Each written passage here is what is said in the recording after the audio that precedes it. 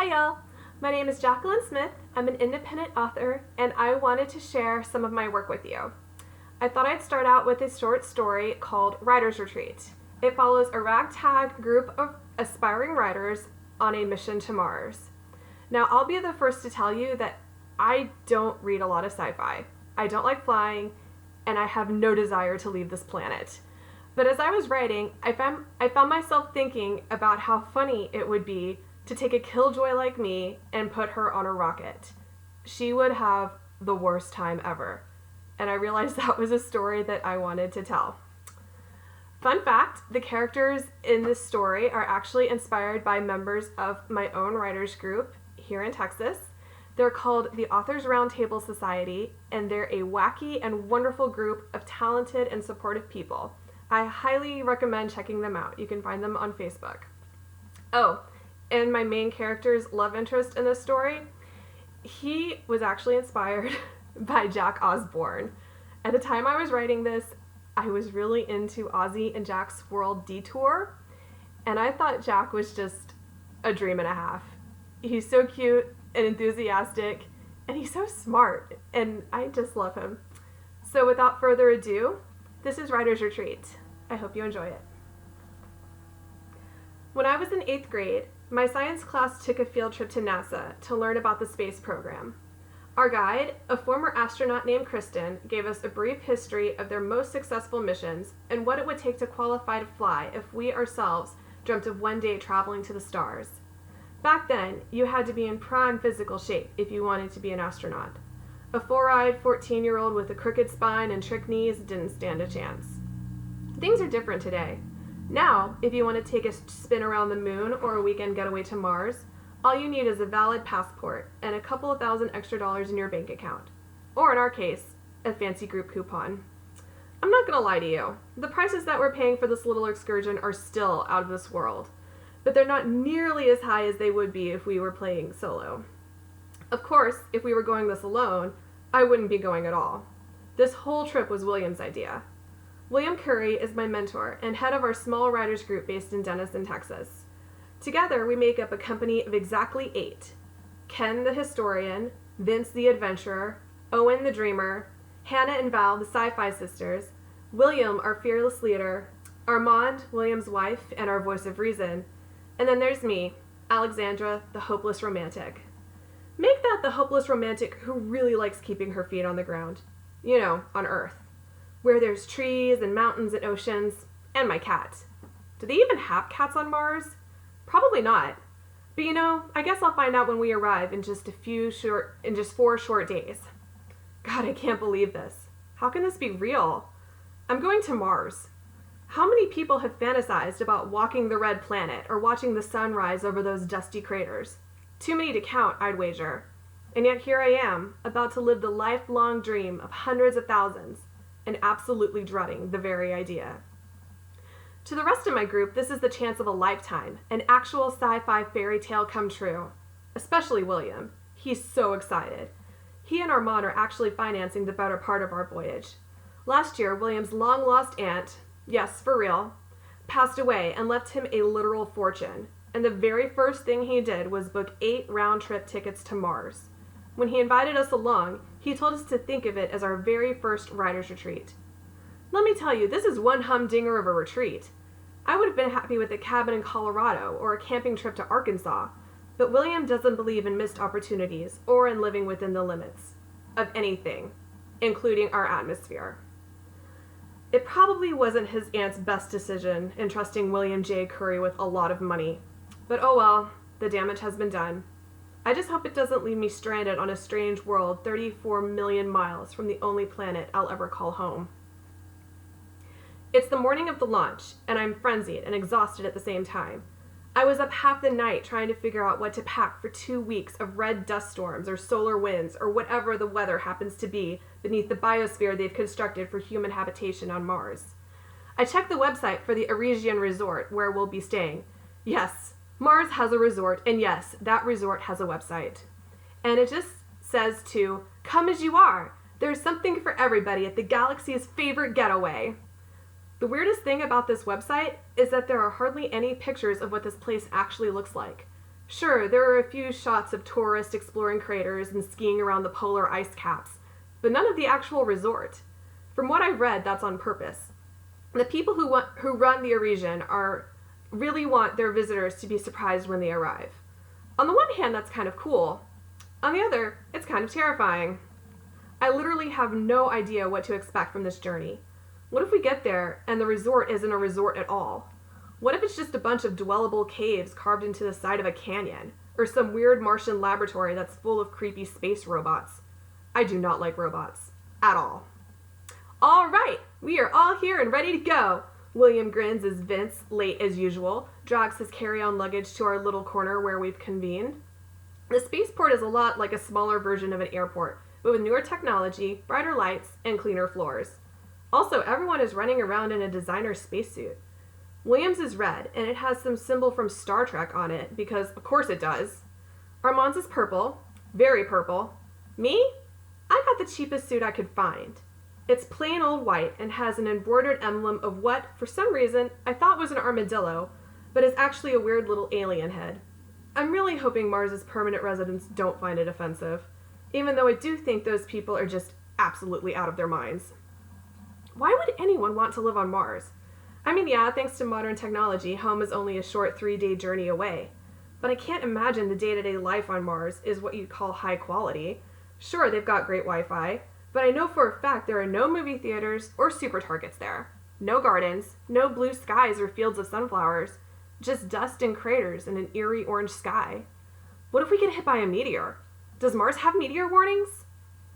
Now, we still have about an hour to go before we board. Does anyone have any last-minute suggestions, ideas? What about your goals? What is everyone hoping to get out of this retreat? William wants to know. The answers are what you'd typically expect from a writer's group. Owen wants to finish the novel he's been working on since he was 16.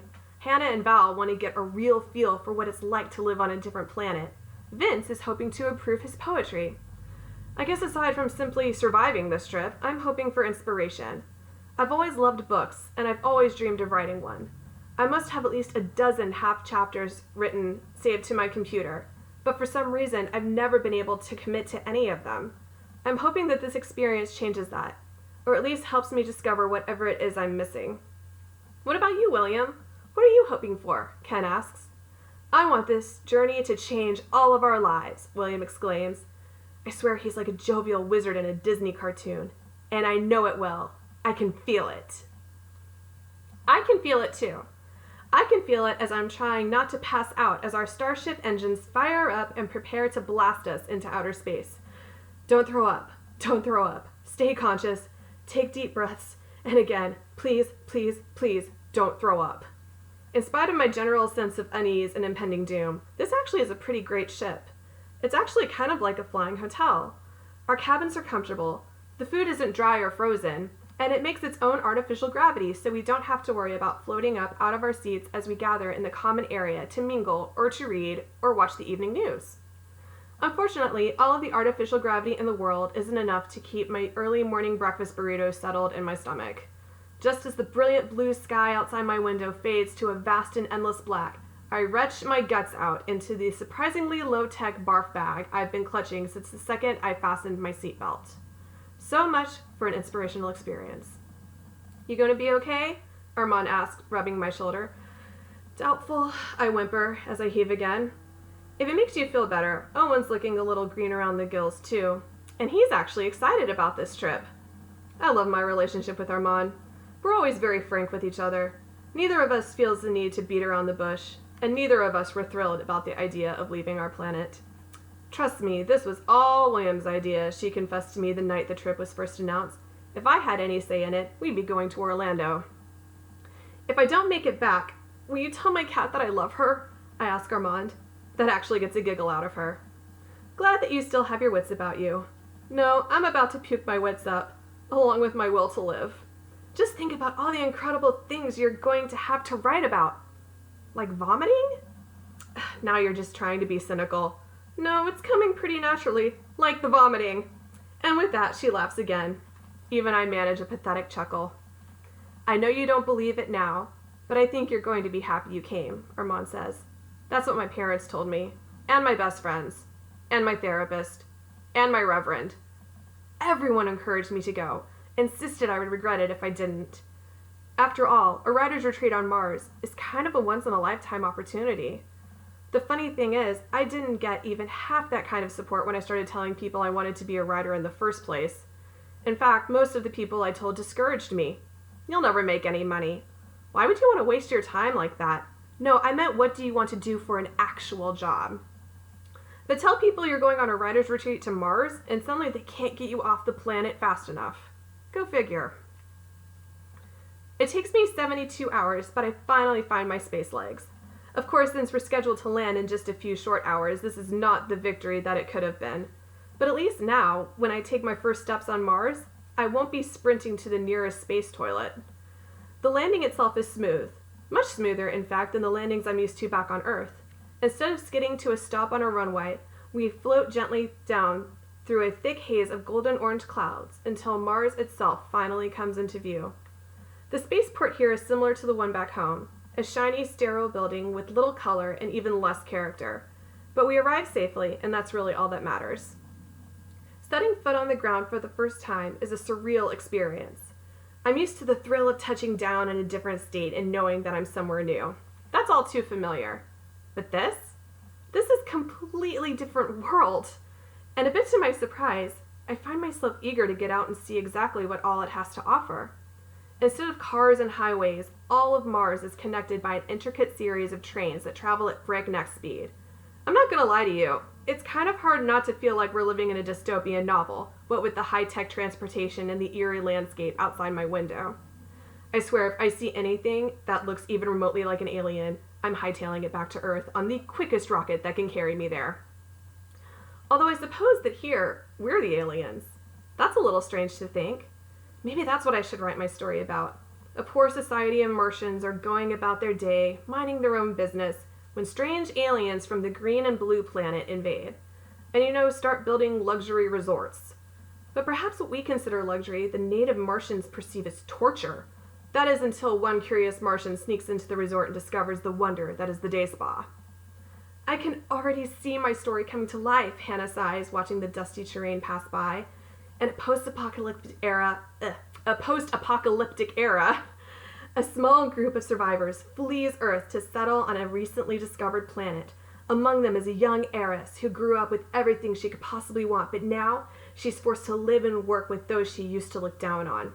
On whom she used to look down, Vince corrects her.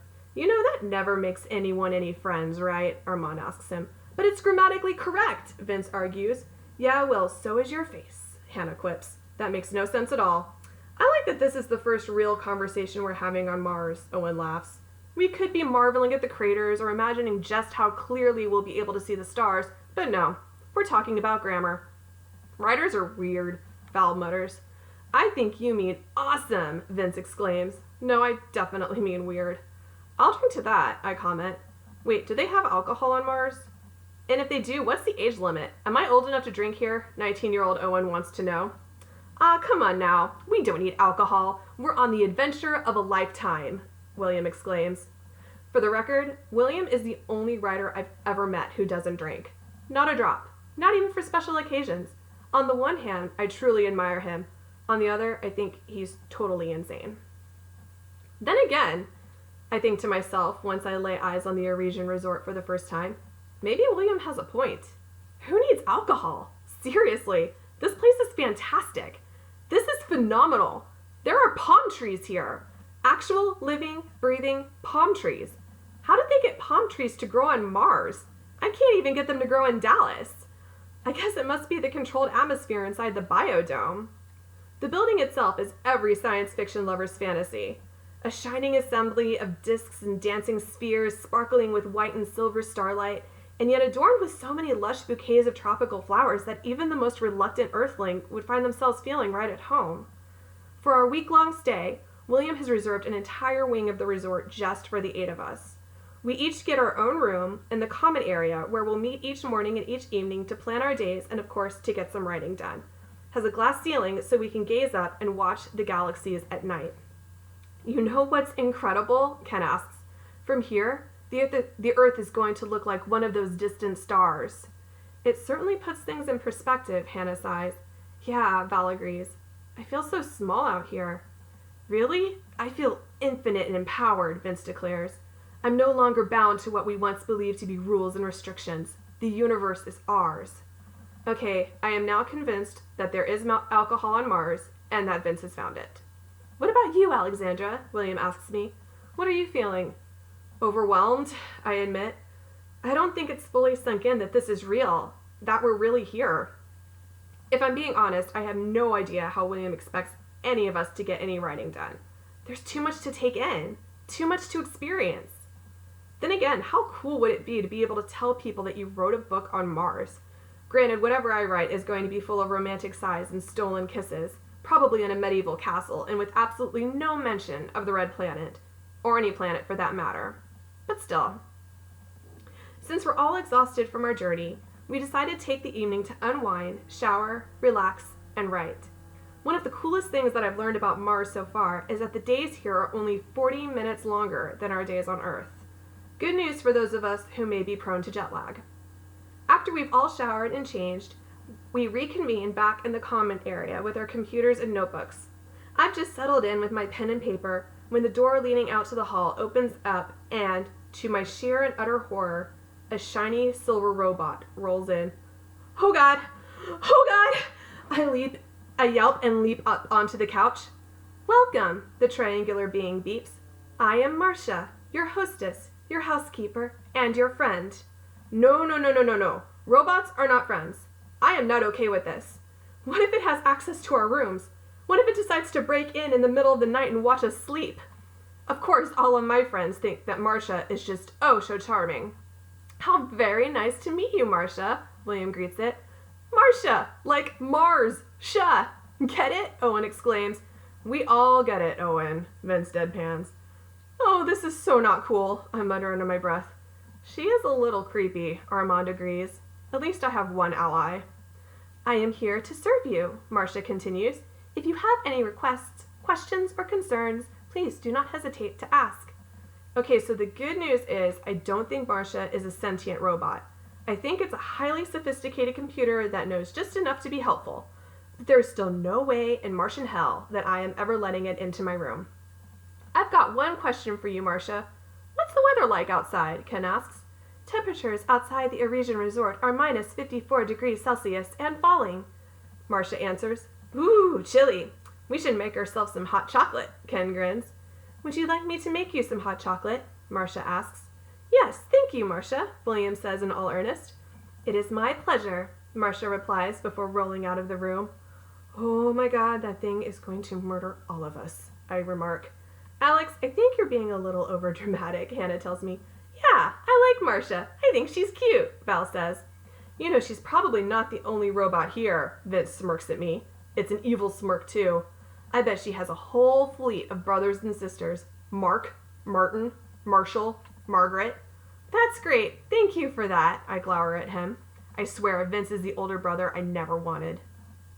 It probably goes without saying that I get absolutely no writing done. I'm far too busy glancing over my shoulder every other second for killer robots. Granted, our killer robot did make us some ridiculously delicious hot chocolate, but that still doesn't mean I trust it. The next morning, I rise with the pale Martian dawn. The new sun paints the hazy clouds a stunning lavender, and the miles and miles of red dust glow a rusty gold. I would take a picture, but I truly don't believe a pixelated image would do it justice. Since I'm not about to call Marcia and ask it to bring me breakfast in bed, I climb out of bed, pull on a sweatshirt and a pair of jeans, and wander down to the lobby. Now that I've gotten a good night's rest, I'm noticing more and more about the Arisian resort. For example, the hallway is lined with statues and images of Greek and Roman gods and goddesses. The gift shop actually sells a shirt that reads, "My parents went to Mars, and all I got was this stupid t-shirt." And there's an exceptionally cute guy kneeling down a mere 10 feet in front of me. I'm not ashamed to admit that the sight of him stops me dead in my tracks. Where did he even come from? I mean, I'm assuming he's from Earth. But how did I manage to miss him yesterday? He doesn't look very tall, but he's sturdy, broad shoulders, and really nice biceps. His wavy brown hair falls into intelligent eyes which are fixed and focused on... Oh no. It's a robot. He's fixing a robot. I don't mean to gasp, but I do. And of course he hears me and glances up. I'm sorry, I apologize immediately. No, it's fine. Are you all right? Oh my God, he's British. I am about to swoon on the spot. Yeah, no, I'm fine. I'm great, I ramble. Is there anything I can help you with? He asks.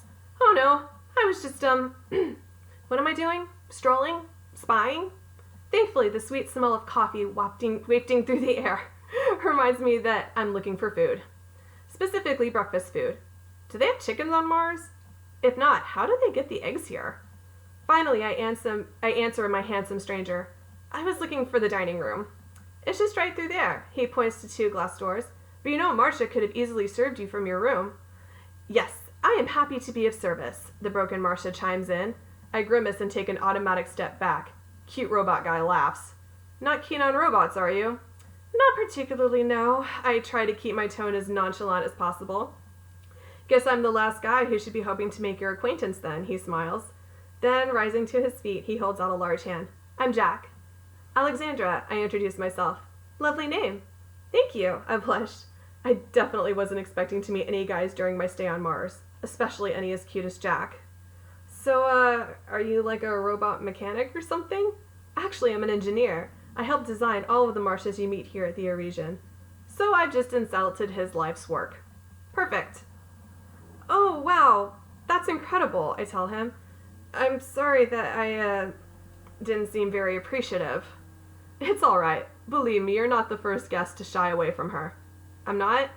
Last month, the woman actually kicked her Marcia. Thankfully, she didn't do any real damage. Marcia's feelings were a bit hurt, though. I can feel my face fall. Do you mean... What? Don't worry, I'm joking, Jack assures me with a cheeky grin. I heave a tremendous sigh of relief. So it isn't necessarily the idea of a robot that concerns you. It's the idea of a robot with a sense of self-awareness and cognition.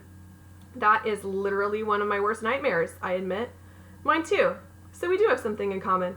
I guess we do. So, Alexandra, what brings you to this side of the galaxy? He asks. I'm on a writer's retreat. Jack gives a cute little shake of his head. I guess that wasn't what he was expecting. Got to tell you, that's a new one, he says. You mean that's not why most people fly to Mars? I laugh. I'd say the majority are here on research grants. The rest are fulfilling a lifelong dream, but I don't think many of them come here to write. Well, I will tell you that this is a lifelong dream for most of my group. But not for you, Jack asks. I'm more of a white sand and suntan kind of girl. Fair enough. Just then, Marcia beeps, interrupting what I'm all but certain was about to be a magical moment.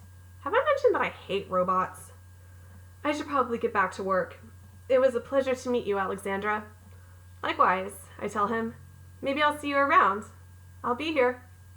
I'm going to go ahead and take that as a date. I don't tell anyone about Jack, mostly because I don't want anyone to know I'm shallow enough to think that a cute British guy is the single most interesting thing about visiting a different planet. I should be far more taken with the opportunities to see, experience, and explore, but if I'm being totally honest with myself, my thoughts keep drifting back to Jack. But in my defense, I am a romance author, or at least I will be one once I actually write my romance novel. Maybe Jack will be my inspiration. Ahem.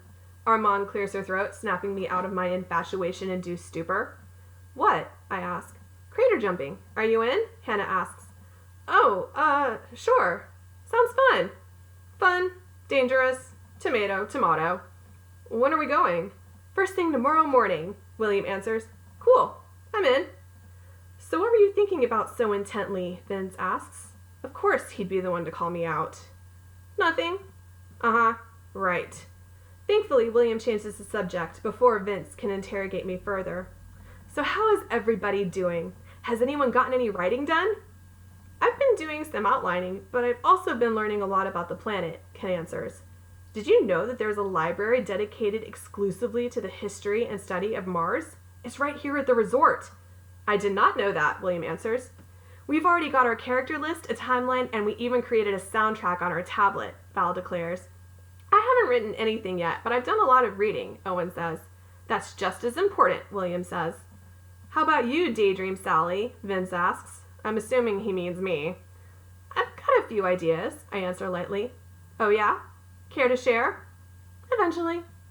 I'm going to have to do a little more research first. And by that, I mean I'm going to have to spend a little more time with a certain handsome space engineer. I get my opportunity after we return from crater jumping, which was actually a lot more fun than I thought it would be. Of course, we had to be in our spacesuits, but the thrill of exploring an actual Martian crater far outweighed the embarrassment I felt once again donning that tacky outfit. Thankfully, I'm able to shower and change into a summer skirt and tank top before I set out to, accidentally, run into Jack again. I even take my notebook and half a dozen colored pens to make it look like I actually plan on writing. I find him in the library that Ken mentioned yesterday. He's sitting at a computer, and oh, be still my heart, he's wearing glasses, as if he couldn't get any cuter. Oh, hey Jack, I greet him like I'm surprised. He looks up at me and smiles. Alexandra, hello. My, what a small world. Smaller than Earth, I quip and take a seat next to him. This is true, he acknowledges. So how are you? Are you enjoying your stay? Yeah, it's great. I got to go crater jumping this morning. You know I still haven't found time to make it out there. Are you serious? I ask. But you live here. I spend all my time working. Well, that's no fun. He shrugs. This is a dream come true for me, but it's also a very coveted position. I have to work hard because there are literally thousands of engineers back on Earth waiting with bated breath to take my place. Oh, I guess I never thought of that. Suddenly I'm embarrassed. I should stop distracting you then. No, please, you're a welcome distraction, he assures me. Besides, I've gotten rather good at working and talking at the same time. Sadly, I cannot say the same, I admit. So what are you writing about? I'm still trying to figure that out. Do you have any suggestions? Well, I'm no storyteller, but a trip to Mars seems like kind of a cool idea. Yeah, but isn't it a bit overdone? I tease. What about you? What's your story? I'm afraid it's rather a dull one, he warns me.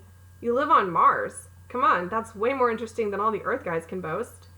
I suppose that's true, but I wasn't exaggerating when I told you that I spend all of my time working. That applied back when I was still living on Earth. I wanted this so badly that I let it consume me. Don't get me wrong, I have no regrets. I'm proud of where I am and I love what I do. It just doesn't make for much of a story. Oh, but see, that's where you're wrong. I think it's fascinating that this is the path you chose. And why is that? Probably because I don't understand it. Mars so far really is wonderful, much better than I expected it to be, but I've only been away for 5 days and I already miss Earth. I miss it too on occasion, but thanks to modern technology, I'm able to video chat with my family whenever I want. And you can visit, if I can get the time off. So why did you choose to come here, I ask. Like I said, it's all I ever wanted. Growing up, daydreaming of being an astronaut, of walking on the moon. Then when I was in year 7, I found out about the engineers and scientists working around the clock to make Mars inhabitable for us. I was already a bit of a weird kid on Earth. I didn't make friends easily. I figured I didn't have all that much to lose, but I had a whole new world to gain. And is it everything you dreamed it would be? Almost, he answers. It's still not very easy to make friends. I'll be your friend, I offer. Of course I'll be gone in less than a week, which doesn't make for a very promising friendship. It makes for an even less promising romance. And even though he is also well aware of this, he smiles. Yeah? Yeah. You know, as long as you keep your creepy robots away from me. With that, he throws his head back and laughs. It's a deal.